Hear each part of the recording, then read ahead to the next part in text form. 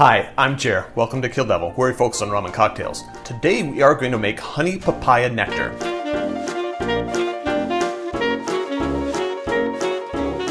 The first thing you need to do in order to make a Honey Papaya Nectar is to process the papaya. You process it by skinning it, cutting it in half, scooping out the seeds, and cutting off the ends and any little bits that you don't find appealing. I already did that off camera, and I came up with about a cup of processed papaya. I'm going to put that in my bowl. My hands are clean. Next, I'm going to get a tablespoon, and I'm going to add 1.5 tablespoons of honey to the papaya. This may be the longest part of the whole process. Then, half an ounce of lime juice. Half an ounce is 15 milliliters. And we're going to muddle all that together. I'll be back with you when that's done.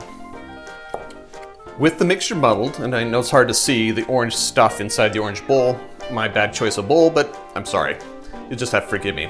Anyway, it's muddled. You'll have to trust me.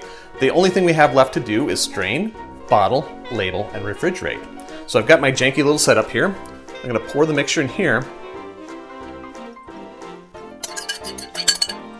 And I'm actually going to squeeze as much of this as I can through the, what's it called? The thingy. You know what it's called.